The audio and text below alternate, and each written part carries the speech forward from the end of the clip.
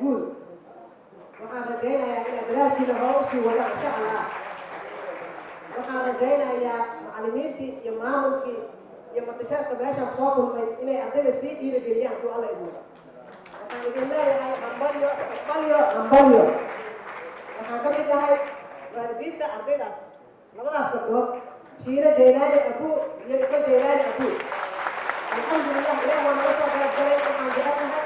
inuu maaragtay dadaalkooda intaan kasii sareeyo waxaan rajaynayaa insha allah kuwii maaragtay nolol iyo caafimaad kuwaa inuu ilaahay ardayda nooga wada dhigo kulligeena taa waalidiin nahay assalaamu calaykum waraxmatullahi wabarakaatu waa idin